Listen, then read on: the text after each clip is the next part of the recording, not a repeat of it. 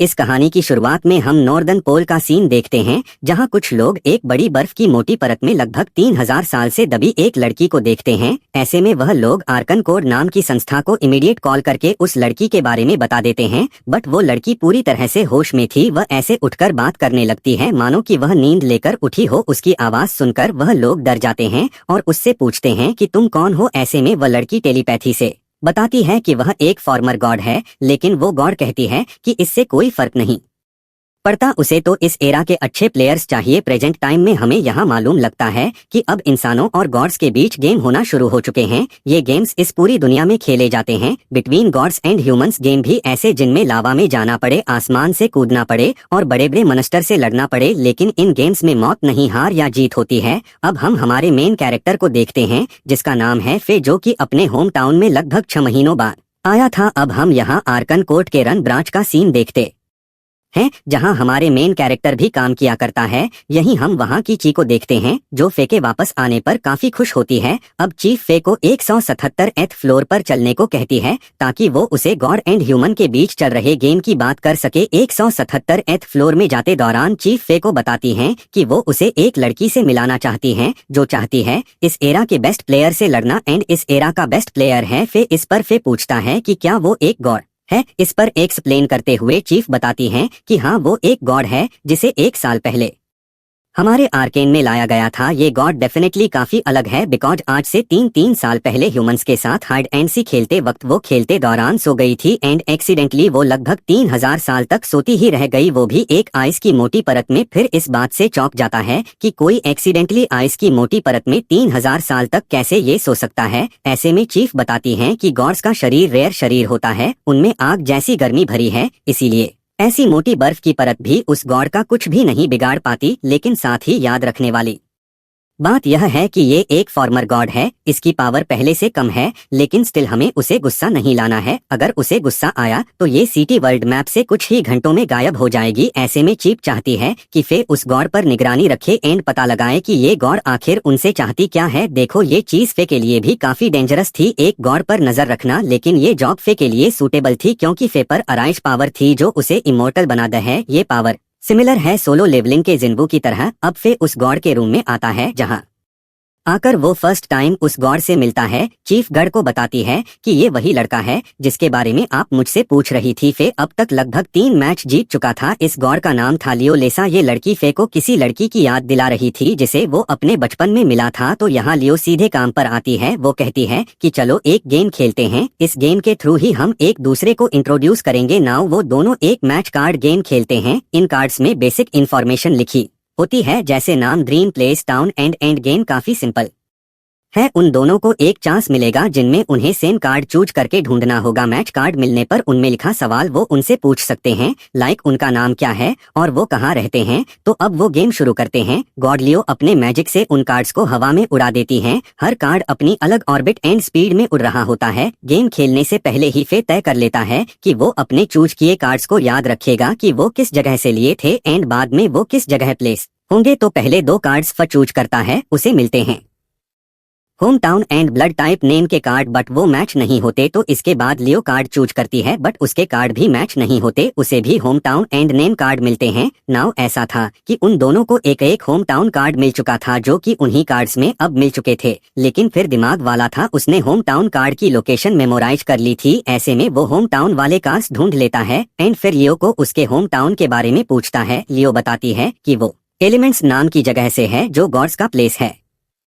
वहाँ ह्यूमंस भी आ सकते हैं, लेकिन उन्हें एक स्पेशल डोर का यूज करना पड़ता है। देखो, ये गेम्स खुद गॉड्स नहीं क्रिएट करे हैं, क्योंकि वो काफी बोर हो चुके थे। यही नहीं, इसके चलते उन्होंने लोगों को अराइज देना भी शुरू कर दिया, जो कुछ लोगों को शक्तियाँ देता है एंड इन शक्तियों से वो गॉड्स के साथ गेम खेल पाते हैं। गेम्स भी एलिमेंट नाम की जगह पर होंगे, साथ ही अराइज करने वाला रियल वर्ल्ड में भी अपनी एबिलिटी को यूज कर सकता है। यही नहीं, जितनी बार एक यूजर गॉड के गेम में जीतेगा, उसकी पावर रियल वर्ल्ड में भी उतनी ही बढ़ती चली जाएगी। कुछ मेन रूल्स ये हैं कि अगर एक अराइजर किसी गॉड से 3 लगातार गेम हार जाता है तो उसे गेम खेलने नहीं दिया जाएगा, एंड अगर कोई अराइजर 10 लगातार गेम जीत जाता है तो उसे एक सेलिब्रेशन मिलेगा। लेकिन ये सेलिब्रेशन क्या है कोई नहीं जानता। नाउ फे एंड लियो एक के बाद एक गेम खेलते हैं एंड इंफॉर्मेशन इकट्ठा करते हैं, लेकिन कुछ कार्ड ऐसे भी मिलते हैं जिन पर कुछ भी नहीं लिखा होता। ऐसे में फे समझ जाता है कि लियो उसे कुछ भी सवाल पूछ सकती है। अब लियो फे को डराते हुए पूछती है कि उसका असली मोटिव क्या है। यह फे समझ चुका था कि लियो ने उन्हें नोटिस कर लिया है, तो फे फेयर गेम खेलना चाहता था, तो वो बता देता है कि उसे यहाँ निगरानी के लिए बुलाया गया है। फे का आंसर काफी ऑनेस्ट था, इसीलिए लियो शांत हो जाती है। साथ ही लियो फे से काफी इम्प्रेस होती है, क्योंकि ये गेम जीत या हार का नहीं बल्कि सही इन्फॉर्मेशन इकट्ठा करने का था। अगर फे को मालूम भी है कि नेम कार्ड कहाँ है, फिर भी उसे उठाने का कोई मतलब नहीं, क्योंकि फे पहले से ही लियो का नाम जानता है ही। लियो फे के साथ गॉड गेम खत्म करना चाहती है, क्योंकि लियो को लगता है कि फे पर वो पोटेंशियल है जो किसी में नहीं है, एंड लियो वो गेम फे के साथ इसलिए खेलना चाहती है क्योंकि वो फिर से गॉड बनना चाहती है। एंड ऑब्वियसली वो सेलिब्रेशन के बारे में भी जानती है। वो बताती है कि सेलिब्रेशन का मतलब है कि तुम गढ़ से जितनी चाहो उतनी विश मांग सकते हो। इसीलिए लियो एंड फे निकल पड़ते हैं अपने पहले गेम की तरफ। तो उनके पहले गेम का नाम था हाइड एंड गरसक। सो इस एलिमेंट में एक लड़की होती है आस्था, जिसे फे जानता है। यही हम मिलते हैं गेम रेफरी मीट से, जो इस रल में रहता है। साथ ही इस जगह को टाइटन ऑपरेट करता है। नाउ उनका गेम हर जगह टेलीकास्ट होने लगता है। अब मीक बताता है कि ये एक normal hide and seek game ही है, जिसमें उन्हें टाइटन से छुप होगा, लेकिन सिर्फ छुप ही अकेला काफी नहीं है। छुपने के बावजूद प्लेयर आउट हो सकता है। तो गेम स्टार्ट होता है। एंड गेम के अनुसार वो टाइटन सभी के पीछे पड़ जाता है। देखो ये गेम एक बैक गेम की तरह था, लेकिन दौड़ते रहना भी इनफ नहीं था। ऐसे में आस्था सोचती है कि क्यों ना वो एक बिल्डिंग में छुप जाए। इस पर फिर उसे रोकने की कोशिश करता है, लेकिन उतने में ही वो टाइटन वहां आ जाता है और आस्था पर अपना पाव रख देता है। सभी को लगता है कि आस्था का खेल खत्म, लेकिन आस्था हारती नहीं, बल्कि उसका आधा शरीर लाल रंग का हो जाता है। लाल रंग की होते ही आस्था का शरीर खुद बखुदा को उस पर कंट्रोल नहीं रहता। ऐसे में वो अपने साथियों पर वार करने लगती है। सो यहाँ 3 हिडन रूल थे, जिनमें से पहला हिडन रूल फेस समझ चुका था कि जिसे भी टैप कर दिया जाएगा वो गॉड का सर्वेंट बन जाएगा। यहाँ आस्था की वजह से 3 और राइजर टैप हो जाते हैं। ऐसे में फे और लियो को आस्था से दूर भागना पड़ता है। यहाँ आस्था से दूर भागते वक्त फे ये देखता है कि आस्था का आधा शरीर ही लाल हुआ है। साथ ही वो गेम से बाहर भी नहीं निकली। तो यहाँ फे समझ जाता है कि उसे क्या करना है। वस्ता को एक कोने में ले जाकर उसके मुंह को डस्टबिन से ढक देता है, एंड लियो उसके लोअर हाफ पर हाथ लगाकर उसे फिर से उसकी टीम में ले आती है। सो इस गेम का रूल 2 था कि अगर हम टाइटन के सर्वेंट को टच करें तो वो वापस ह्यूमन साइड आ सकती है। आस्था को ठीक होता देख टाइटन भी गुस्से में आ जाता है। देखो उन्हें अभी भी विनिंग रूल के बारे में मालूम नहीं चला था, या लियो फे की गेम स्पीड देखकर उसे काफी रेस होती है। देखो यहाँ अभी तक लगभग 16 लोग गॉड सर्वेंट बन चुके थे, एंड उनमें से बचे हैं आस्था, लियो एंड फे। देखो लियो एंड आस्था कैसे भी करके अपने लिए टाइम बाय कर रहे थे, लेकिन नाउ वो एक बिल्डिंग में फंस चुके थे, एंड सभी लोग मिलकर उनके पीछे भी पड़ चुके थे। ऐसे में लियो कहती है कि काश उनमें से कुछ हमारी तरफ होते तो बढ़िया रहता। ऐसे में फे को एक आइडिया आता है। ऐसे में वो लियो से कहता है कि तुम गॉड के सर्वेंट का ध्यान भटका हो, तब तक मैं कुछ करता हूँ। ऐसे में फे उस बिल्डिंग की रूफ पर आ जाता है, एंड वो टाइटन लियो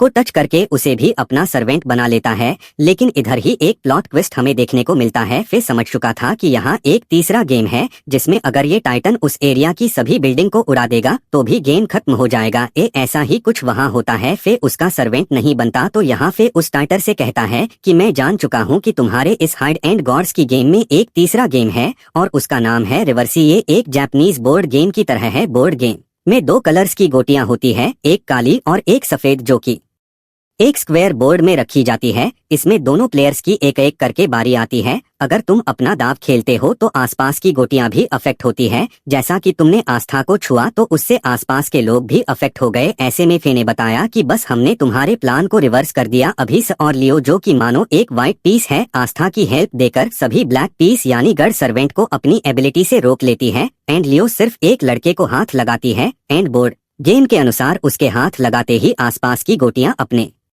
आप ही उनके साइड हो जाती है। यानी अब 10 जने ह्यूमन साइड थे एंड 9 जने गॉड के साइड में एंड सभी बिल्डिंग के ब्रेक होते ही टाइम भी खत्म हो चुका था। इसका मतलब ये था कि ह्यूमन की टीम ये गेम जीत चुकी थी। नाउ इसे देखकर टाइटन काफी खुश होता है क्योंकि गेम यही था कि ह्यूमन या गॉड दोनों में से किसकी साइड लोग ज्यादा हैं। अब गेम खत्म होने के बाद फे चीफ के पास आता है। चीफ भी काफी खुश थी फे की विक्ट्री से। चीफ बताती है कि तुम और लियो काफी अच्छा प्ले कर रहे हो साथ में।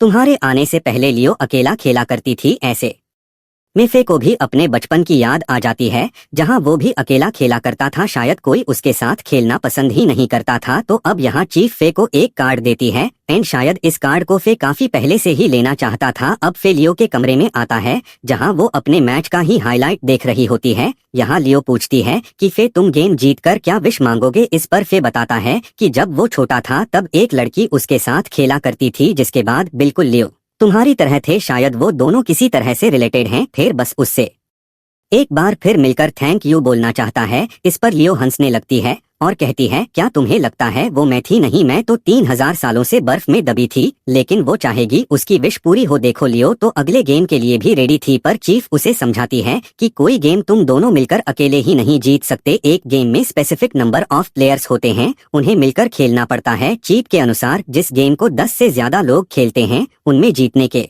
चांस केवल 4 पर हैं। वहीं 20 लोग साथ मिलकर खेलें तो परसेंट वे 11 पर हो जाता है। इसलिए चीफ उनके नए टीममेट्स जुड़ने का बार फे पर डाल देती हैं। अब अगले दिन फे एक फॉर्म बनवा है जिसे फिल करके लोग उनसे जुड़ सकते हैं। वहीं वो कुछ कांटेक्ट बिठा आता है ताकि वो किसी बनी बनाई टीम में ही जुड़ सके। ऐसे में वो अपने दोस्त एलान को फोन करता है। फिर एलान से पूछता है कि क्या तुम्हारी टीम में जगह खाली है। तो इतना सुनते ही एलान खुशी से कहता है कि वो उससे जुड़ने के लिए तैयार है। पर एलान तभी उसे मना कर देता है जब फे उसे लियो को भी उसके साथ जुड़ने को कहता है। एलान कहता है कि हम लियो को अपने साथ नहीं जोड़ेंगे इसीलिए बिकॉज एक बार एक टीम हार चुकी थी। ऐसे में वो गॉड्स गेम को बकवास बोलने लगे एंड ये चीज लियो ने सुन ली एंड इसके बाद क्या लियो ने सभी को पीट पीट कर हॉस्पिटल भर्ती करवा दिया। इस पर लियो सॉरी फील करते हुए कहती है कि वो उससे गलती से हो गया था। फिर एक और टीम में अप्लाई करने की सोचता है पर लियो का नाम सुनते ही वो लड़की भी हैंग अप कर देती है बिकॉज उसे भी लियो ने हॉस्पिटल की सैर करवा रखी है। बट वो ह्यूमन नेचर के बारे में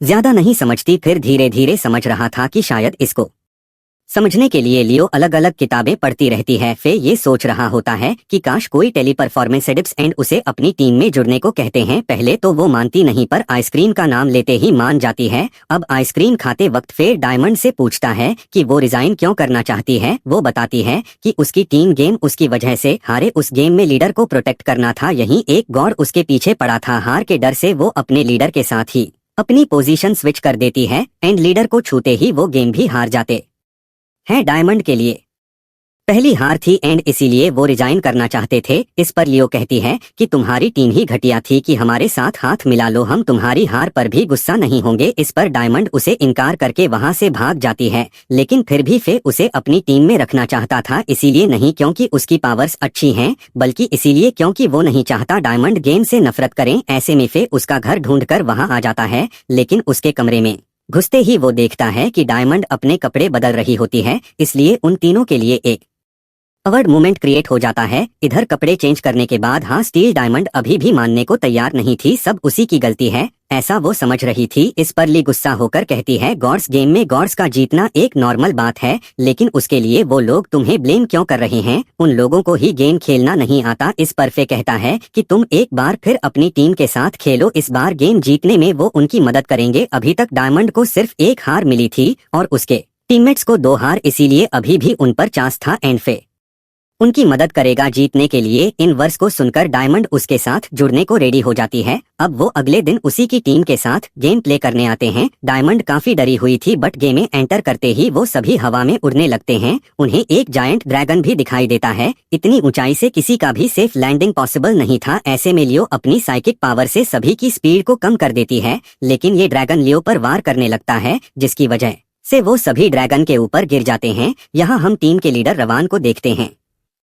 रवान बताता है कि उनके 3 लोग नीचे गिर गए थे तो शायद वो रियल वर्ल्ड में चले गए होंगे। साथ ही इस ड्रैगन के चारों तरफ फेल्स एंड पराना है जो शायद हमारे लिए एक प्रॉब्लम बन सकते हैं। बट इन्फर्नो टीम इस बात से डरी हुई थी अगर वो आज हारी तो उन्हें रिटायर होना पड़ेगा, लेकिन इनका लीडर काफी ऑप्टिमिस्टिक आदमी है, वो सबको ईयर करता है। यही यहाँ भी एक गेम एक्सप्लेनर मीट होता है जो बताता है कि ये एक फाइंडिंग वर्ड गेम है, इसमें तुम्हें वो वर्ड ढूंढना होगा जो ये ड्रैगन ओरोबोरस बोलना चाहता है एंड टाइम के साथ वो वर्ड भी चेंज होता रहेगा। तो यहाँ गेम शुरू होता है। एक बड़े घेरे में ड्रैगन के चारों ओर बिजली चमकना चालू हो जाती है। सभी एक एक करके कुछ भी वर्ड्स बोलना स्टार्ट कर देते हैं। इस पर हर गलत वर्ड के साथ वो बिजली और फैलती जा रही थी। ऐसे में फे बोलता है आउच, जिसे बोलते ही वो बिजली गायब हो जाती है। एक्चुअली ये वर्ड लियो के मुंह से निकला था जब इस ड्रैगन ने उस पर हमला किया था। अब उत्तर सही होने के बाद सभी आगे बढ़ने लगते हैं, लेकिन आउच वर्ड अभी तक ड्रैगन ने नहीं बोला था तो सभी ऐसे में उस पर अपनी पावर यूज करके आउच बुलवाने की कोशिश करते हैं। लियो भी कर लेती है जो कि उन्हीं पर हावी पड़ जाता है, लेकिन उस ड्रैगन को कुछ भी नहीं होता। ऐसे में यहाँ मीप उन्हें 2 हिडन रूल बताता है जो कि वो बताना भूल गया था। तो पहला रूल है कि अगर तुम कोई सी भी हरकत करते हो तो कुछ नया होगा, एंड अगर तुम पहले रूल को पार करते हो तो तुम कुछ भी थोड़े समय के लिए कर सकते हो। देखो समझ में तो कुछ नहीं आया, लेकिन आगे समझ जाओगे। या उन जायंट वेल से डरकर डायमंड फे के गले से लिपट जाती है। इस बात से लियो काफी जेलस होती है एंड गुस्से में डायमंड को दूर हटा देती है एंड उससे गेम पर फोकस करने को कहती है। इससे डायमंड काफी मोटिवेट हो जाती है। ऐसे में कुछ दूर आगे चलने पर उन्हें काफी अलग पैटर्न की स्किन दिखाई देती है, जिस पर और कॉन्फिडेंटली डायमंड कहती है कि ये हिस्सा पक्का इस ड्रैगन की कमजोरी है। यहाँ मारने पर ड्रैगन जरूर से आउच बोलेगा। ऐसे में फे उसका मनोबल नहीं तोड़ना चाहता था तो वो उसे ट्राई करने देता है। ऐसे में वह जैसे ही उस हॉर्न पर पंच करती है वैसे ही उस हॉर्न से एक लेजर निकलती है जो शाइनिंग स्किन होने के कारण से रिफ्लेक्ट होकर काफी सारे लेयर्स को गेम से आउट कर देती है। इस पर फिर एक बार केयर द एक्शन की वजह से डायमंड को दुखी होना पड़ता है। इसमें फेर कहता है कि डायमंड, इसमें तुम्हारी कोई गलती नहीं है। एक गेम को जीतने के लिए हर प्रकार का प्रयास करना पड़ता है। साथ ही उसे इस एक्शन से मालूम चला कि ये इस ड्रैगन का कोई ट्रैप है। उस हॉर्न से काफी सारी लेबीन निकली पर लगी सिर्फ 4 ही को क्यों। इस पर फे बैठकर ये पता लगाता है कि ये दूसरा हिडन रूल हमें क्या देना चाहता है। यहाँ फे समझ जाता है कि यह बीन सिर्फ हमें इंसानों की दुनिया में भेजने के लिए नहीं बल्कि किसी और काम के लिए है। ऐसे में फे लियो को उस हॉर्न पर पंच करने को कहता है। लियो के पंच करते ही काफी सारे हर्न्स एक साथ पिंक हो जाते हैं एंड इससे एक बड़ी लेजर बीम निकलती है जो उस ड्रैगन ओरोबोरस को चिल्लाने पर मजबूर कर देती है। साथ ही हमें यह मालूम चलता है कि वो वेल ओरोबोरस की सर्वेंट नहीं बल्कि उसी की एक दुश्मन है। ऐसे में सभी उन वेल्स पर कूद कर चढ़ जाते हैं बिकॉज दूसरा एडन रूल यही था कि रोबोर उसकी टेल पर हिट करते ही रोबोरस तुमसे फाइट करेगा। तो फाइनली सभी मिलकर ओरोबोरस को आउच बुलवाने के लिए निकल पड़ते हैं। साथ ही फेर ने नोटिस कर लिया था कि ये ड्रैगन अपनी आंख को ढक रहा है। शायद ये उसका वीक पॉइंट है, बट आंखों तक पहुंचना मुश्किल था क्योंकि ओरोबोरस अपनी आंखों से लेजर निकाल रहा था जिससे बचना उनके लिए मुश्किल था। साथ ही टाइम की कमी पर फे अपना प्लान डायमंड को बता देता है। इधर लीव अपना काम कर देती है। वो उस ड्रैगन पर लगी आई सीड को तोड़ देती है, बट टीम की फास्ट होने की वजह से वो भी उससे बच नहीं पाती। इतने में फे उस ड्रैगन की आंख तक पहुंच जाता है एंड उस पर वार करने की कोशिश करता है। उतने में ही वो ड्रैगन अपनी बीम फे पर चला देता है, लेकिन उसी दौरान डायमंड फे को टेलीट कर देती है एंड उसकी लोकेशन से ड्रैगन की बीम को स्विच कर देती है, जिससे उसी ड्रैगन की बीम उसे ही लग जाती है एंड इससे फाइनली वो ड्रैगन हार जाता है। इसे देख इन्फर्नो टीम काफी खुश होती है। इधर ओरोबोरस जो एक लड़की होती है जीत पर अपनी एक आंख फे को दे देती है। इधर रूबोरस जो कि एक लड़की होती है जीत पर अपनी एक आंख फे को दे देती है। अब हम एक लड़की को देखते हैं जो अपनी हार के सदमे में थी क्योंकि इस गेम के चलते उसे गेम से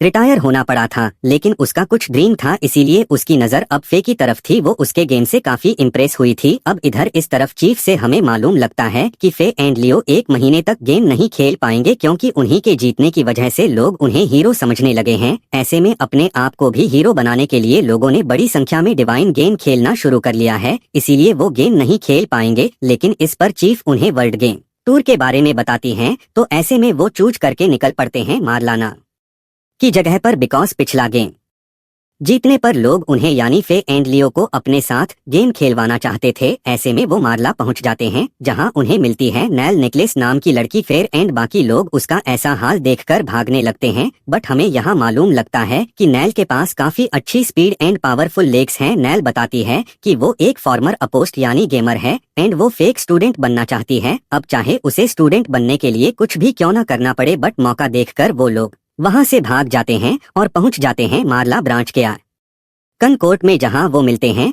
वहां के चीफ सेक्रेटरी बालेगर से, जो उन्हें वहां की सैर करवाता है और वर्ल्ड गेम टूर के बारे में बताता है, जैसे कि उनका प्लेग्राउंड बस रेडी होने वाला है और लगभग 10,000 लोग वहां गेम देखने आएंगे एंड साथ ही कल एक फ्रेंडली मैच होगा बिटवीन फे एंड समवन। अब यहाँ का चीफ उन्हें वहां की गेस्ट अपोस्ट के बारे में बताता है। यहाँ उन्हें ब्लैक आउटफिट के पोस्टर दिखते हैं। इस पर चीफ बताता है कि ये एक स्पेशल आउटफिट है जो केवल इस ब्रांच के लोग ही पहन सकते हैं। तो यहाँ हम एक नए आदमी डे से मिलते हैं जो सेम ब्लैक आउटफिट पहने बैठा था एंड साथ ही ये फे जितना ही टैलेंटेड लड़का है, इसने 3 गेम जीत रखे हैं एंड 1 मैच हार रखा है। साथ ही ये बंदा यहाँ फे को अपनी टीम में ज्वाइन करने आया था, बट फे उसे मना कर देता है। ऐसे में डेक्स वहाँ से चला जाता है। अब रूम में बैठकर फे यहाँ के गेम एनालाइज कर रहा होता है। तभी उसे नैल के बारे में मालूम लगता है कि उसे कैसे अपने ही 2 दोस्तों की वजह से रिटायर होना पड़ा। फिर उसके लिए सॉरी फील करता है, लेकिन नल उन्हें वहां खाना सर्व करने के लिए आ जाती है, लेकिन वो लोग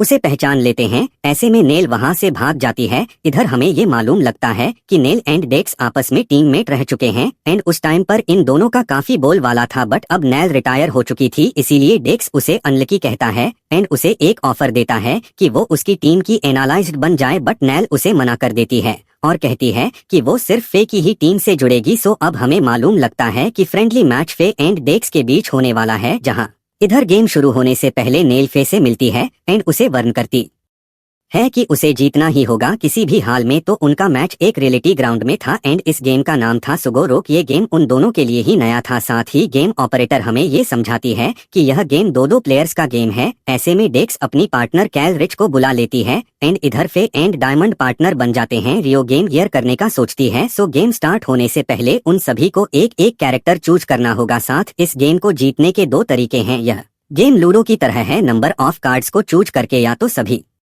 बॉक्सेस पार कर जाओ या फिर सामने वाले अपोनेंट के 20 पॉइंट को घटाकर 0 कर दो। एंड पॉइंट्स घटाने के लिए उन्हें कार्ड्स दिए जाएंगे जिनमें उन्हें सीक्रेट पावर्स मिलेंगी, जिनका यूज कर वो अपने अपोनेंट पर अटैक कर सकते हैं या खुद को डिफेंस भी कर सकते हैं। अब सभी को कार्ड्स दिए जाते हैं जिनमें अलग अलग एबिलिटी होती है। तो यहाँ टोटल 72 कार्ड्स हैं जिनका कभी भी यूज लिया जा सकता है। कार्ड्स यूज करते ही वो उनके बॉक्स में चला जाएगा। देखो कार्ड्स सबके सामने थे, उन पर पावर्स भी लिखी थी। तो यहाँ पे एक हीलर कार्ड देखता है जो शायद एक सीक्रेट कार्ड था। यही डायमंड के पास भी एक रियर कार्ड था, बट ये मुश्किलों में ही यूज लिया जा सकता था। तो यहाँ 4 कैरेक्टर हैं, healer, traveller, wizard and temple. तो यहाँ फे ट्रेवलर चूज करता है, diamond, healer and Dex and उसकी टीममेट विजार्ड। देखो यहाँ 3 डिफरेंट टाइप के बॉक्स हैं, silver, gold and red. Silver box पर वो एक कार्ड यूज कर सकते हैं, गोल्ड पर 2 एंड रेड एक बैरियर है जहाँ जाते ही एक इंसान के 20 में से 7 पॉइंट कम हो जाएंगे। तो ऐसे में गेम स्टार्ट होता है। देखो एक रूल और है, जो जान लो कार्ड पर 1 से 6 तक नंबर है, जिसे जितना चूज करना होगा वो उतना ही बॉक्स पार करेगा। जैसे 6 किया तो 6 बॉक्स तक चला जाएगा, बट इफ एक ही बॉक्स पर 2 जने आ गए तो वो अपनी पावर्स यूज नहीं कर पाएंगे। ऐसे में 6 नंबर आसान था इस गेम को पार करने के लिए, लेकिन इसे अपोनेंट भी चूज कर सकता है तो एबिलिटी यूज नहीं कर पाएंगे। तो यहाँ पहली टर्न लेता है फिर 6 नंबर बॉक्स पर एंड इसी सेम को विजार्ड भी चूज करते हैं। यहीं फिर ऑपरेटर से पूछता है कि हम अपने टीममेट से कार शेयर कर सकते हैं। इस पर ऑपरेटर बताती है कि एक दूसरे से कार्ड स्वैप कर सकते हैं, शेयर नहीं बट कार्ड सिमिलर होना चाहिए। तो यहाँ डेक्स अपना खतरनाक कार्ड यूज करता है। इसकी पावर से ना सिर्फ अपोनेंट बल्कि उसे भी उतना ही नुकसान पहुंचेगा। तो सब एक एक करके अपना कार्ड यूज करते हैं। विजार्ड सिर्फ ये चाह रहे थे कि वो कैसे भी अपोनेंट्स के 20 पॉइंट्स घटा दे, उनमें वो सफल भी हो रहे थे। फे एंड डायमंड के 4 पॉइंट घट चुके थे। पहला फेज खत्म होता है एंड दूसरा शुरू। डायमंड के अलावा सभी 6 नंबर कार्ड चूज करते हैं। तो इधर डायमंड अपना मेगा फायर मूव यूज करती है जिससे डेक्स के 3 पॉइंट घट जाते हैं, बट डेक्स के फर्स्ट मूव की वजह से हर एक मूव का नुकसान उसे भी हो रहा था, तो यहाँ डेक्स अपना मूव यूज करता है, जिससे फिर डायमंड के पॉइंट्स घट जाते हैं और 8 रह जाते हैं। इधर डायमंड फंस चुकी थी डेक्स की चाल में एंड अपने सभी पॉइंट्स गवा चुकी थी, बट इस पर अपने हील कार्ड जो उसने एक्सचेंज किया था फेस से डायमंड को एक्स्ट्रा पॉइंट्स दे देता है। यही अपनी पावर्स यूज करके फिर डेक्स के 5 पॉइंट घटा देता है एंड अपना एक अननेसेसरी कार्ड वो बॉक्स में डाल देता है, जिससे उसे 3 एक्स्ट्रा पॉइंट्स मिल जाते हैं। इधर हीलिंग मैजिक से डायमंड भी अपने पॉइंट्स बढ़ाकर 10 कर देती है। अब फेज 3 स्टार्ट होता है। इसमें डेक्स रेड बॉक्स को चूज करता है। देखो इस बॉक्स पर उसे 7 पॉइंट्स गंवाने पड़ सकते थे, लेकिन डेक्स पर एक कार्ड था जो उस डैमेज का टारगेट एक्सचेंज कर सकता था। ऐसे में वो डायमंड को अपना निशाना बनाता है इस मूव से 7 एंड अपने पहले मूव के प्रभाव से डायमंड के बचे 8 पॉइंट भी डेक्स उड़ाने ही वाला होता है, लेकिन उससे पहले ही फिर डायमंड के 4 पॉइंट्स बढ़ा देता है। ऐसे में गुस्सा होकर डेक्स अपने कार्ड का यूज करके फेक की कार्ड्स को लॉक कर देता है एंड इससे सारा जिम्मा आ जाता है डायमंड पर। इधर अपना मूव करके कैलरी सभी के पॉइंट घटाने ही वाली थी, लेकिन उससे पहले ही डायमंड अपना मूव खेलती है। वो अपने पॉइंट्स बढ़ा लेती है। पहले वो डेक्स पर अटैक कर उसके पॉइंट्स कम करती है, बट हर बार की तरह वो हर अटैक पर अपने पॉइंट्स रिकवर कर रहे थे। अब कोई भी पैताना चलने पर डायमंड अपना लास्ट कार्ड यूज करती है। ये वही कार्ड था जो फे ने अननेसेसरी कहकर बॉक्स में डाल दिया था। उस कार्ड का यूज करके फाइनली फे एंड डायमंड विजार्ड्स को हरा देते हैं। फिर बताता है कि वो शुरू से ही जानता था कि तुम लोग विजार्ड ही चुनोगे, बट वो यह भी जानता था कि ट्रेवलर वाला कैरेक्टर लेकर वो उनसे जीत नहीं सकता था, लेकिन इनकी कार्स विजार्ड से ज्यादा इफेक्टिव थे, इसीलिए वो ये गेम जीत गए। देखो अब हम डेक्स को देखते हैं। डेक्स के पास कुछ ज्यादा ही लड़की आ गई होती है, तभी क्लेरिस उनके पास आकर बोलती है क्योंकि वो बहुत फेमस है। तो फे पूछता है तुम तो क्लेरिस हो ना। अब क्लेरिस बोलती है तुम कल बहुत अच्छा खेले, लेकिन उसकी केस में ये अलग है। उसकी स्माइल बहुत अच्छी है, वो लंबा है, स्मार्ट है, पर सबसे बड़ी बात यह है कि वो बस अपनी टीम के बारे में ही सोचता है। यहाँ वो डेक्स की बात कर रही होती है, उसे पॉपुलर ही होना था। अब पर्ल पूछती है यहाँ पर डेक्स का लंच करते हुए सब वीडियो शूट कर रहे हैं। ऐसे में क्लेरिस वहाँ से चली जाती है। अब हमें दिखाया जाता है कि क्लेरिज और बहुत सारी लड़कियाँ डेक्स को लंच करते हुए शूट कर रही होती है। अब फिर बोलता है इस जगह के लोग वाकई बहुत लग है, क्यों है ना नैल। तो जहाँ नैल छुपी हुई थी वहाँ से खड़े होकर बोलती है या तुम्हें पता था कि मैं तुम्हारा पीछा कर रही हूँ। तो सब बोलते हैं हाँ हमें बहुत पहले से ही पता था। अब नेल्स फे के पास जाकर बोलती है मास्टर फे मैंने आपका कल मैच देखा और मुझे आप पर भरोसा है, मैं बस आपकी मदद करना चाहती हूँ। अब गॉड्स ने तो मुझे हरा दिया, तो मैं अब अपने आप से खेल नहीं सकती, तो क्या आप मुझे अपना एक एनालिस्ट बना सकते हो। तो फे बोलता है बिल्कुल नहीं। अपने निदास होते हुए बोलती है कि कोई बात नहीं, पर न करने के लिए मुझे माफ कर दीजिए, वाकई में मैं कुछ ज्यादा ही सोच रही थी। तो यह बोलकर वो वहाँ से जाने लगती है। तभी फे उसे बोलता है क्या तुम वाकई में बस इतना ही चाहती हो। तो नैल दो चाहती है। तो फे बोलता है क्या तुम बस इतना ही चाहती हो कि तुम एक एनालिस्ट बन जाओ, सच सच बताना। नैल पूछती है आप कहना क्या चाहते हो। तो फिर उसे बोलता है तुम एक काम करो, तुम हमसे कल आर्कन कोर में मिलना। अब सीन आर्कन कोर पर आता है। अब बले का बोलता है आप लोगों का असली बैटल अब शुरू होता है। अब आप गर्ल्स गेम खेलेंगे। अभी आपकी टीम में सिर्फ 3 प्लेयर्स हैं और रूल्स के हिसाब से आपको कम से कम 10 प्लेयर्स की जरूरत है, इसीलिए अपनी ब्रांच से हमने आपके लिए 12 प्लेयर्स चुने हैं। तो फिर उसे थैंक यू बोलता है। तभी वहाँ नैल आती है और बोलती है एक मिनट मिस्टर चीफ सेक्रेटरी, आपने आखिर मुझे यहाँ क्यों बुलाया। तो बले बोलता है मिस्टर फे ने बताया कि आप ही मैच देख रही होंगी, पर नैल समझ नहीं पा रही थी फे ने उसे यहाँ क्यों बुलाया है। तो फे कहता है टीममेट्स हमेशा टीम के साथ ही खड़े रहते हैं, पर मैं समझता हूँ कि बस इतना ही काफी नहीं है, इसीलिए अभी के लिए हम पर भरोसा करो। तो नैल बोलती है मैं अभी भी नहीं समझी मास्टर फे। अब ले से पर्ल को धक्का देकर डिवाइन गेट के अंदर जाने लगती है। अब वो लोग डिवाइन गेट के अंदर जाते हैं तो वो लोग देखते हैं कि हर जगह सिर्फ रेत ही रेत है। यह जगह बिल्कुल रेगिस्तान जैसी थी, लेकिन लेसे यहाँ की गेम के बारे में सोच रही होती है। तभी पीछे से कोई बोलता है तुम्हारा ही इंतजार था। वो लोग पलट कर देखते हैं तो वहाँ डेक्स और क्लेरिस खड़े होते हैं। तो डेक्स बोलता है अब देखते हैं तुम्हारे अंदर कितना दम है। सो फेक को से दोबारा मुकाबला करना पड़ता है। अब हमें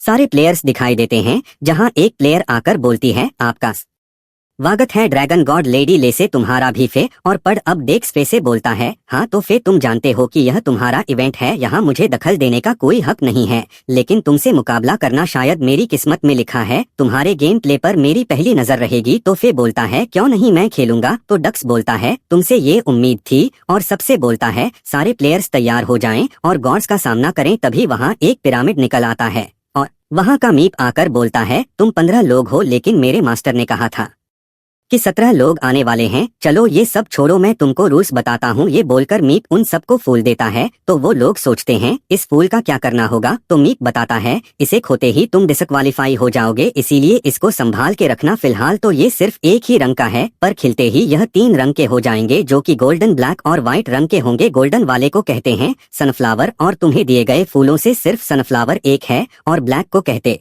हैं पॉइजन फ्लावर, और वो भी इसी में से एक है। और सफेद वाले को कहते हैं सैंड फ्लावर, और बाकी के 13 फूल यही वाले हैं। तुम्हारा गोल है कि तुम्हें इस पिरामिड के ऊपर जाकर यह सनफ्लावर लगाना है, तब जाकर तुम यह गेम जीत पाओगे। अब फे बोलता है, गोल यहाँ से 2 से 3 किलोमीटर दूर है। तो लेस बोलती है, ये दूरी तय करने में मुझे लगभग 5 मिनट लग जाएंगे, पर रास्ते में कोई दिक्कत ना हो। तो सिर्फ ये बोलता है, दिक्कत तो आएगी। टॉमी बोलता है, तुम बिल्कुल सही कह रहे हो, मेरे मास्ट की टीम रुकावटें भी डालेगी और तुम्हारा फूल भी लेना चाहेगी, सो रेडी हो जाओ। यहाँ मीप अपना हाथ ऊपर लहराता है। तभी वो लोग देखते हैं कि सैंड के अंदर से कोई निकल रहा होता है। तब वो देखते हैं कि वो एक बिल्ली है। अब मी बताता है, तुम सबको अपने फूल इन बिल्लियों से बचाने होंगे। अगर किसी ने तुम्हारा फूल ले लिया तो तुम उसी वक्त हार जाओगे, और अगर तुम लोगों ने बिल्लियों के फूल ले लिए तो यह लोग भी ऐसे ही हार जाएंगे। और ध्यान रहे, 1 सेकंड के लिए भी तुम्हारा फूल अपने हाथ से नहीं हटना चाहिए। अब वो लोग डिसाइड करते हैं कि सनफ्लावर कौन लगाएगा वहां जाकर। अब उन सब लोगों का डिसीजन हो जाता है। तो अब मीप उनके पास आकर बोलता है, लगता है तुम लोगों ने अपना प्लान बना लिया है, तो चलो दोस्तों स्वागत करते हैं मेरे मास्टर महात्मा टू का। तभी वहाँ पर एक गॉड आ जाता है, जो कि एक ईगल की तरह होता है। अब वो गॉड बोलता है, यह सारी दुनिया सिर्फ एक गेम की तरह है, यहाँ तक कि मेरा नाम भी। और वो अपने हाथ में एक फूल ले आता है। तो फे बोलता है, इसका मतलब यह गॉड का अपना फूल होगा। तो लसे पूछती है, क्या लगता है वो सनफ्लावर होगा? तो फे बोलता है, भला गॉड के हाथों से सुरक्षित जगह कौन सी ही होगी, वही सनफ्लावर होगा। लेसे बोलती है, मतलब वो हमसे कहना चाहते हैं आओ और इसे चुरा लो। अब वो गॉड बोलता है, अब मैं इस गेम को शुरू करता हूँ। तो ह्यूमंस इस गेम को अच्छे से खेलना। अब उनकी टीम के प्लेयर सोचने लगते हैं कि आखिर इनके दिमाग में चल क्या आ रहा है। तो डेक्स अपने मन में सोचता है, बहुत बढ़िया फे, इस प्लान में मैं तुम्हारा साथ दूंगा। अब वो लोग पिरामिड के पास जाना शुरू कर देते हैं। तो गॉड अपनी स्टिक का यूज करके बोलता है, सिपाहियों पास आ जाओ। तो वो लोग देखते हैं रेत के अंदर से वो कैट निकल रही होती है। अब वो लोग देखते हैं कि बहुत सारे कैट उनके पास आ रहे हैं। तो वो गॉड बोलता है, मैंने सोचा कि बराबरी का मुकाबला होना चाहिए। अब लेसे तेजी से आगे बढ़ने लगती है। तो फे अपने डिवाइस का यूज करके देखता है कि वो कैट की स्पीड से भाग रही है। फिर पर्ल को बताता है कि इसका मतलब यह है कि हमें वो 30 सेकंड में पकड़ लेंगी। तो पर्ल बोलती है, फिर तो जीतने का कोई चांस ही नहीं है। फिर बोलता है, यह गेम ऐसा ही बना है, गॉड की आर्मी हमसे तेज भाग सकती है, हमें इनसे बचने के लिए कोई रास्ता ढूंढना होगा। अब एक विजार्ड गैर आगे आकर मैजिक स्पेल का यूज करती है। वो लोग देखते हैं कि वहां पर एक बहुत बड़ा बवंडर आ गया था। अब उनका एक प्लेयर एक कैट पकड़ लेता है, तो दूसरा प्लेयर उसे बचाने की कोशिश करता है। पर जब वो पंच मारता है तो वो देखता है कि कैट वापस से रीजनरेट हो जाती है। फिर कैट उसको भी एक मुक्का मार के दूर कर देती है और दूसरे प्लेयर का फूल ले लेती है, जिससे वो दोनों प्लेयर ही एलिमिनेट हो जाते हैं। अब 3 बिल्लियां कमेला पर अटैक करती हैं। तो कमेला बोलती है, आगे बढ़ने की सोचना भी मत। इस पर कमेला अपने मैजिक स्पेल का यूज करती है, जो कि एक आइस टाइप होता है, जिससे वो तीनों कैट जम जाती है। फिर उनके पीछे से और बिल्ली आती है। तो इस पर डेक्स अपने मैजिक स्पेल का यूज करता है, जिसका नाम होता है डेक्स हरिकेट। तभी पर्ल के ऊपर अपनी न बिल्ली अटैक करने आती हैं। तो वो अपने अराइस का यूज करके दूर चली जाती है, पर वो देखती है कि वो एक बिल्ली के ऊपर ही टेलीप हो जाती है। तो बिल्ली उसे पकड़ लेती है और उसका फ्लावर लेने वाली होती है। तभी वहां क्लेरी जाकर उस बिल्ली को मुक्का मारकर दूर कर देती है। फिर बोलती है, मेरे पास आज भी प्रोफेशनल बॉक्सिंग का लाइसेंस है, लेकिन मुझे बॉक्सिंग सूट नहीं करती। अब वो देखते हैं कि वहां की एक एक करके उनके साथ साथी हारने लगते हैं। अब लेसे जमीन पे पंच मार के जमीन को 2 हिस्सों में फाड़ देती है, जिसमें सारी बिल्लियां गिर जाती है। अब वो लोग आगे भागने लगते हैं, लेकिन वो पीछे देखते हैं तो दरार वापस से भर गई थी। यहीं कैट्स भी फिर से वापस आ गए थे। फिर लेसे से बोलता है कि क्या तुम एक बार फिर से वही कर सकती है? लेसे फिर एक बार जमीन पर पंच मारती है, लेकिन इस बार वो सारी बिल्लियां उससे जंप करके डॉज कर देती हैं। अब कमेला पर बहुत सारी बिल्लियां अटैक कर देती हैं। तो कमेला सबसे बोल देती है कि यहाँ फिर मत आना, मेरे पास सेंडस लवर है, अगर ये चोरी भी हो गया तो हम नहीं आ रहेंगे और फिर वो अपने राइस का यूज करके सारी बिल्ली को फ्रीज कर देती है और खुद एलिमिनेट हो जाती है। अब वो लोग आगे भागने लगते हैं तो कैलिस डेक्स से बोलती है, वैसे डेक्स तुम्हें अपना फ्लावर छुपाकर चलना चाहिए। तो नेक्स बोलता है, पकड़े गए तो खेल खत्म, छुपाने का कोई फायदा ही नहीं है, इससे अच्छा तो मैं इसे अपने हाथ में रखूं ताकि मैं अपने टीममेट को इसे फेंक कर पास कर दूं। अब फिर से उसी स्पेल में अटैक होता है पर डेक्स उसमें फंस जाता है। पल उसके पास पोर्टल खोलने की कोशिश करती है और बोलती है, मैं तुम्हें बचा लूंगी, लेकिन वो बच नहीं आता और एलिमिनेट हो जाता है। अब क्लेरिस को गुस्सा आ जाता है। अब हमें गेम के बाहर का सीन दिखाया जाता है जहां पर कमेला आकर बोलती है, मुझे माफ कर दो लेकिन मुझे ये समझ नहीं आ रहा है कि सनफ्लावर किसके पास है। तो कमेला बोलती है, पक्का तो नहीं कह सकती पर जो पिरामिड की तरफ जा रही है उनके पास में एक पॉइजन फ्लावर और सनफ्लावर हो सकता है। अब डक्स नेल के पास आ जाता है और हमें एक फ्लैशबैक दिखाई जाता है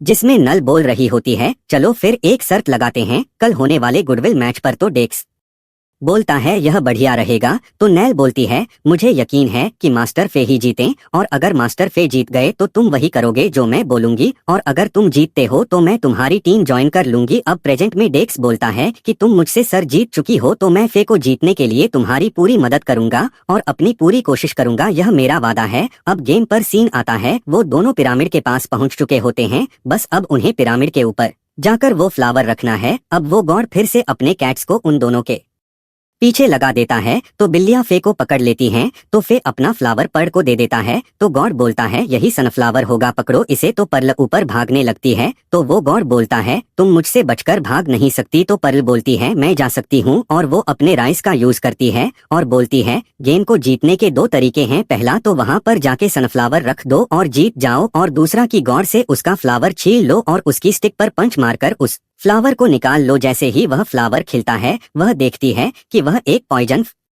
फ्लावर है। तो गॉड बोलता है, मुझे पता था कि तुम लोग यही सोचोगे कि मेरे पास सनफ्लावर होगा, या तुम्हें लगता है कि मेरे हाथों से सेफ जगह कोई और हो ही नहीं सकती। वो बताता है कि एक और जगह है। तो गॉड यहाँ उस तालाब से एक सनफ्लावर निकालता है। फिर वो बोलता है, अब एक प्लेयर ने पॉइजन फ्लावर को एक्टिवेट कर दिया है तो अब मुझे सनफ्लावर की लोकेशन ऑटोमेटिक पता चल जाएगी। तो वो अब लेसे और कैलिस का फ्लावर देखता है, उन दोनों में से कोई सा भी सनफ्लावर नहीं होता। अब फे बोलता है, मेरे पास अभी तक दो फ्लावर थे, सिर्फ एक ही प्लेयर ऐसा था जिसके हाथों से वो कैट गोलम्स फ्लावर नहीं चुरा पाए पर वो गेम से बाहर हो गया है। अब हमें दिखाया जाता है कि डेक्स जब एलिमिनेट होने वाला था तो उसने पोर्टल के जरिए वो सनफ्लावर फेंक दिया था जिसे फे ने पकड़ लिया था। तो बर्ड बोलती है, मतलब जिस प्लेयर के पास सनफ्लावर था वो डेक्स था। तो फे बोलता है, और इसीलिए डेक्स सबसे आगे भाग रहा था ताकि वो जानबूझकर उस स्पेल में फंस सके। तो गॉड बोलता है, बहुत अच्छे, अब देखते हैं कि तुम आगे का रास्ता कैसे पार करते हो। फिर हमें दिखाया जाता है कि लेसे के पास पॉइजन फ्लावर था जिसे एक बिल्ली ने पकड़ लिया था और लेसे ने तभी उसका हाथ पकड़ रखा था जिस वजह से वो एलिमिनेट नहीं हुई थी। उस बिल्ली की वो फ्लावर पकड़ते ही उसे झटका महसूस होता है और वो 5 सेकंड तक रुक जाती है। तो यहाँ गढ़ बोलता है, वैसे भी तुम 5 सेकंड में करबिया लोगी। तो तभी गैलरीज अपना अराइस का यूज करती है और फिर उसकी तरफ जंप लगाता है ताकि कैलरिस पंच करके उसे ऊपर पहुंचा सके। तो कैलस अपने आप से बोलती है कि वाकई आज मुझे तुमसे बहुत ज्यादा जलन हो रही है और एक पंच उसके पैर पर मार देती है। फिर दूसरा पंच रेडी करते हुए बोलती है, क्योंकि आज की तारीख में डेक्स तुम्हें बहुत ज्यादा मानने लगा है, इसलिए अब मैं अपना गुस्सा तुम पर निकाल लूं। और एक और जोर से पंच मार देती है। तो अब फेफ पिरामिड के ऊपर पहुंच जाता है और वो फ्लावर रख देता है और वो गेम जीत जाते हैं। अफी बाहर आता है तो वो नेल के पास आता है। अफी बाहर आकर नैल के पास आता है और उससे बोलता है, मैंने सुना कि तुमने डेक्स से सर्द लगा उसे हराकर हमारी टीम की मदद करने के लिए मजबूर किया, उसके लिए तुम्हारा थैंक यू। तो नैल बोलती है, शुक्रिया, कैसा, मैं तो बस आपको गेम जीतते हुए देखना चाहती थी। फिर बोलता है, बस इतना ही चाहती थी। तो नैल बोलती है कि नहीं, मैं आपकी टीम में शामिल होना चाहती थी और मैं आपके साथ गेम खेलना चाहती थी। तो फिर बोलता है, तो तुम हमारे साथ खेल सकती हो। तो नैल बोलती है, मैं पहले ही 3 गेम हार चुकी हूँ तो मैं तुम्हारे साथ कैसे खेल सकती हूँ। तो फिर बोलता है, इसका सोल्यूशन मैं निकाल दूंगा। तो अब फिर बलगा से कहकर मिरांडा को फोन लगाता है क्योंकि अब इस बार वह बुकमेकर को चैलेंज करने वाले हैं। अब हमें दिखाया जाता है कि वो लोग मिरांडा से बात कर रहे होते हैं। तो फिर मिरांडा बोलती है, यह बात सच है कि तुम नॉर्मली जीतने पर हमें एक जीत मिल जाती है। मिरांडा बताती कि हमें नॉर्मली जीतने पर एक जीत मिल जाती है, पर बुकमेकर से जीतने पर हमें जीत तो नहीं मिलती पर एक हार की कमी हो जाती है। तो तुम्हें बुकमेकर से खेलने के लिए तुम्हें एक डिवाइस गेट से लाइव लगानी होगी और बदकिस्मती से मालरा ऑफिस में ऐसा कोई भी गेट ओपन नहीं है। तो फे बोलता है रुन में तो है। तो मिरांडा बोलती है तो पर पिछले 40 सालों से वहाँ कोई भी नहीं गया, तो बोलो क्या प्लान है तुम्हारा। तो फे बोलता है मेरी एक जीत यूज करके मैं बुकमेकर को चैलेंज करूंगा, जीता तो उसकी हार कम हो जाएगी और फिर उसे रिटायर नहीं होना पड़ेगा। नेल पूछती है अगर मैं हार गई तो क्या होगा। तो फ बोलता है तो कुछ नहीं होगा। मिरांडा बोलती है कि तुम्हारे खाते में अभी 6 जीत है और तुम 10 जीत के बहुत करीब हो, इसलिए हम ऐसा नहीं कर सकते। तो पॉल बोलती है ठीक है तो मेरी जीत का यूज कर लो। बस पर्ल ये चाहती है कि नेल उनके साथ पूरे दिल से गेम खेले। फिर बुकमेकर के साथ होने वाले गेम के लिए कैलकुलेशन कर रहा था। अब हमें अगले दिन का टाइम दिखाया जाता है जहां ट्रेन से चारों रोइंग की ओर जा रहे थे, जहां नेल बहुत ज्यादा घबराई होती है। तो फेर कहता है नेल घबराओ मत, वैसे मेरे भी दिमाग में काफी देर से कुछ चल रहा है। तो पर्ल पूछती है कहीं तुम बुकमेकर के बारे में तो नहीं सोच रहे। तो फिर बोलता है कि हाँ मैं सोच तो उन्हीं के बारे में रहा हूँ। बुकमेकर असल में बाकी गॉड से बहुत ही अलग है और इसमें सिर्फ एक गॉड है और एक प्लेयर होता है। इसमें मेरी एक जीत एक चिप की तरह काम करेगी और अगर नेल जीती तो उसकी हार में से एक हार कम हो जाएगी। तो नेल बोलती है अगर मैं हार गई तो मास्टर तो आपकी एक बहुत सी कीमती चीज कम हो जाएगी। तो फिर फे बोलता है मुझे उससे फर्क नहीं पड़ता। पर्ल और नेल शॉक्ड हो जाते हैं। नेल बोलती है इस बार मैं अपनी पूरी जान लगा दूंगी। अब वो लोग रूम में आ जाते हैं और मिरांडा उनका वेलकम करती है। अब मिरांडा नल से बोलती है बुकमेकर के साथ तुम्हारा मैच परसों से है तो तुम जाकर अब आराम कर लो। अब वो लोग पकड़ के घर आ जाते हैं जब पर्ल और नेल मिलकर पार्टी कर रहे होते हैं। पर्ल बोलती है मेरा घर थोड़ा छोटा है लेकिन इसे अपना ही समझो। अब हमें लसे भी दिखाई जाती है जो कि बेड पर सो रही होती है। अब नल पर्ल से बोलती है कि मैं तुम्हारी फीलिंग समझ सकती हूँ, मैं भी यही चाहती हूँ कि तुम थोड़े और पावरफुल होकर लेडी लेसे और मास्टर फे की मदद कर सके। तो पर्ल बोलती है हाँ तुमने बिल्कुल बिल्कुल सही कहा, लेकिन उससे पहले हमें जाकर नहा लेना चाहिए। तभी लेसे उठ जाती है और बोलती है क्या हमें नहा लेना चाहिए। तो पर्ल बोलती है हाँ लेडी लेसे क्यों ना आप भी हमारे साथ नहाने चलिए। तो लेसे बोलती है नहीं मुझे कोई काम याद आ गया है और वो वहाँ से चली जाती है। तो पर्ल नेल को बताती है मैं जब भी इनसे नहाने की बात करती हूँ तो यह कोई ना कोई बहाना बनाकर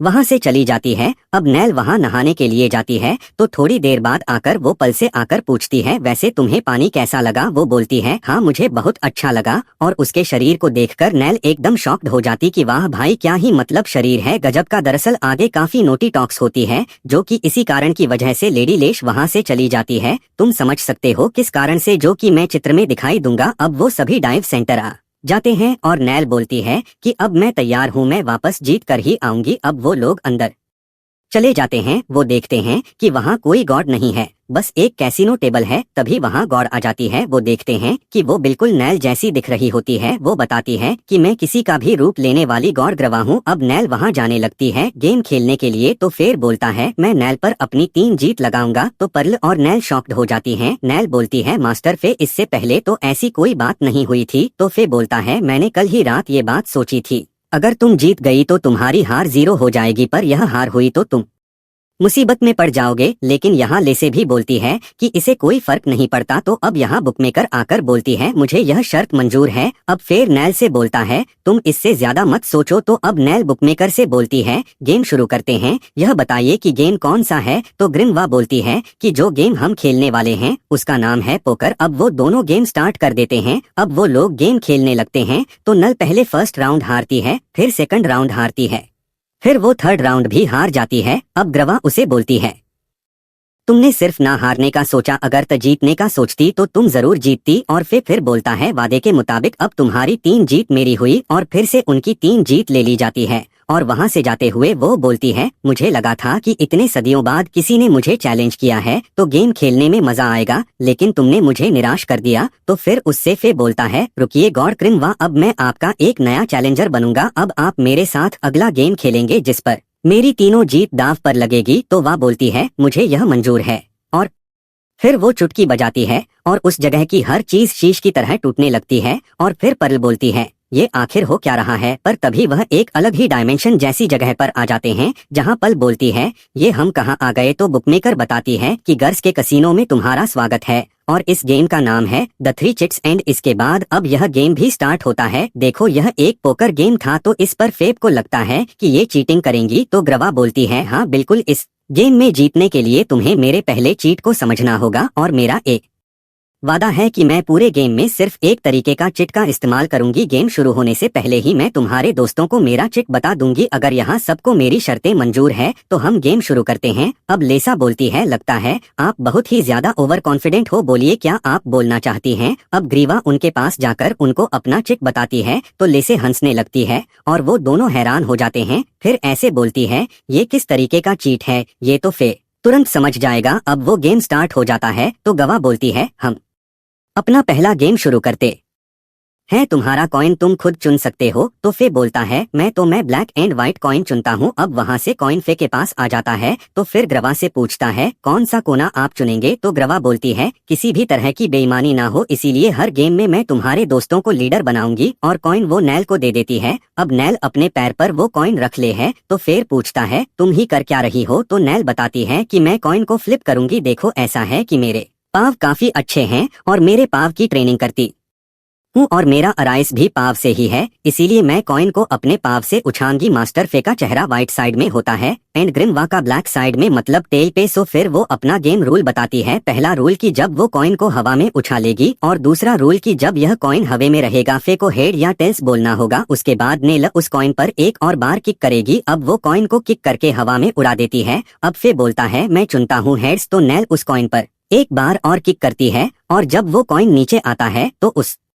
पर टेल्स आया होता है। तो नेल बोलती है माफ कीजिएगा मास्टर फे, इसमें तुम्हारी कोई गलती नहीं है। और ग्रवा की तरफ देखकर सोचता है इसमें तो मुझे कोई गड़बड़ नहीं लगी, लेकिन फिर भी मैं हार गया। फिर वो ग्रवा से बोलता है कोई नहीं, चलिए अब अगला गेम्स खेलते हैं। तो ग्रवा बोलती है तुम्हें लगता है कि तुम कुछ ज्यादा ही जल्दी में हो, कहीं तुम घबरा तो नहीं रहे। तो फे बोलता है दरअसल मिरांडा हमारा वेट कर रही है। अब वो पोक का गेम शुरू करते हैं जिसकी डीलरशिप होती है। अब लेस कार्ड निकालते हुए बोलती है मुझे यहाँ तो कोई गड़बड़ नहीं लग रही। फिर अपने मन में फिर सोचता है कि कॉइन वाले गेम में जैसे कोई ट्रिक लगी थी, इसमें भी कोई ट्रिक लगी होगी, लेकिन लेसे को तो कोई गड़बड़ नहीं दिखी। मतलब कार्ड्स में कोई गड़बड़ होना बहुत ही ज्यादा मुश्किल है। अब लेसे उनको कार्ड्स देती है तो फिर अपने कार्ड्स को देखकर वो फे बोलता है दो कार्ड्स का पेयर, अगर मुझे 7 की जगह 8 या एस कार्ड मिल जाएगा तो फुल हाउस की वजह से मैं जीत जाऊंगा। अब फिर ग्रवा से पूछता है हम में से पहले कार्ड्स को स्वैप कौन करेगा। ग्रवा बोलती है कोई भी कर सकता है। तो फे बोलता है तो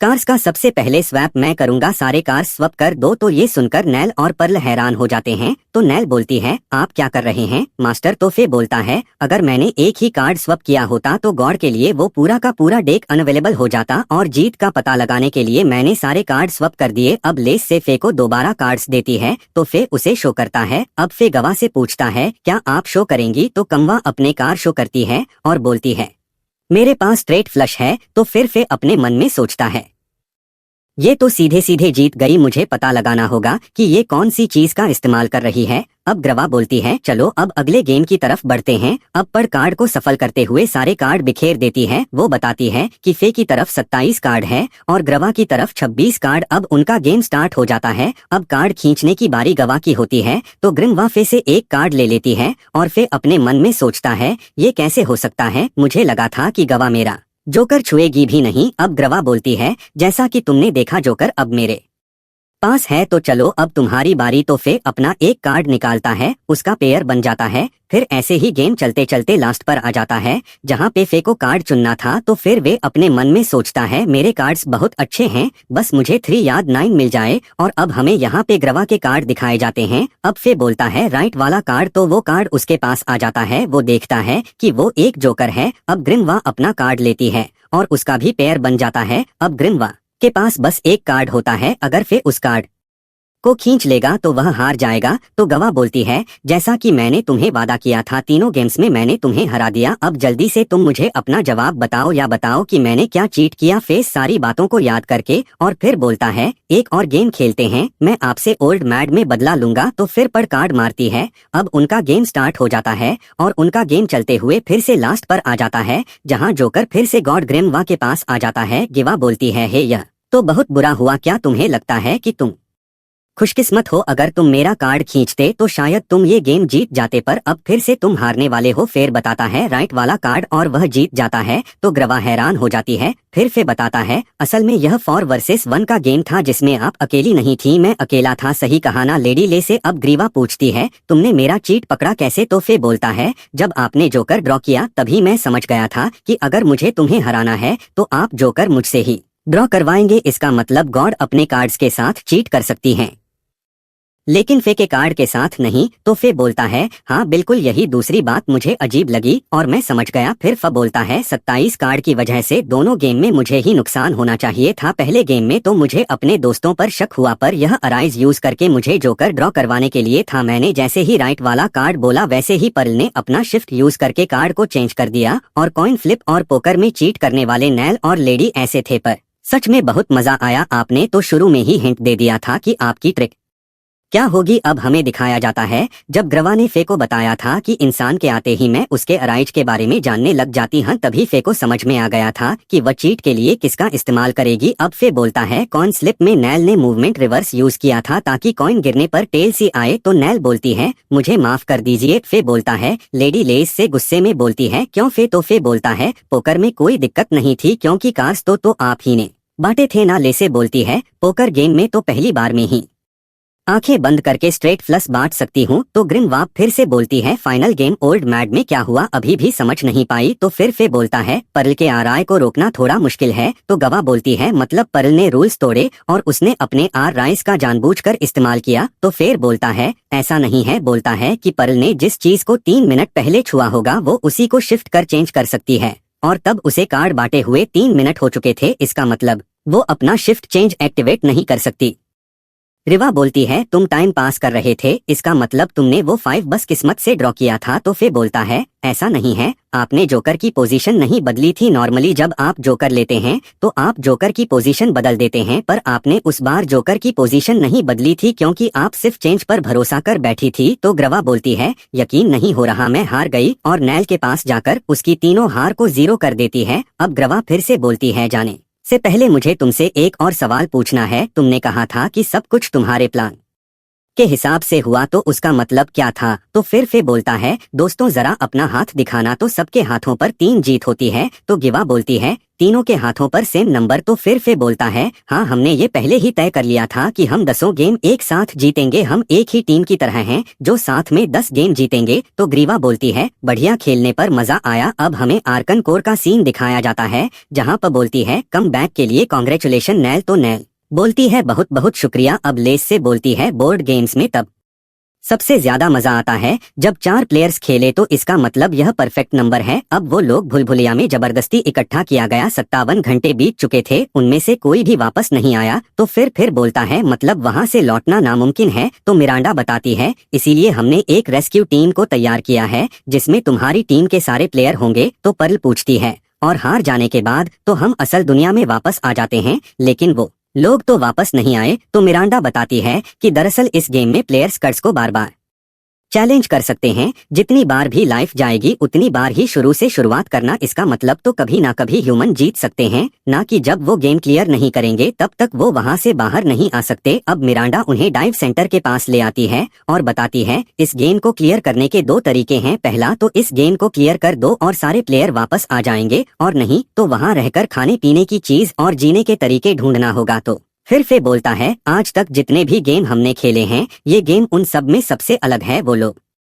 डिवाइन गेट के अंदर जाते हैं जहां पर उनके सामने एक विंडो स्क्रीन आती है जिसमें लिखा था एक तरफ डिफिकल्ट और एक तरफ इजी। तो नैल और पर्ल तो इजी चुन लेते हैं और लेसे एंड फेर डिफिकल्ट चुन लेते हैं। तो ये देखकर नल एंड पर्ल शॉक हो जाते हैं और उसे पूछते हैं क्या तुमने एक क्या किया? फिर बोलता है शायद डिफिकल्टी की वजह से इस गेम की एंडिंग थोड़ी बदल जाए। अब वो लोग वहाँ से गेट के अंदर जाते हैं तो वो देखते हैं वहाँ बहुत ज्यादा शांति और हरियाली होती है। अब पल को एक सेब का पेड़ दिखता है तो वो वहां जाने लगती है, तभी उस पेड़ में से एक सेब पॉल की गाल पर बहुत जोर से लगता है जिससे उसे वापस से शुरू करना पड़ता है।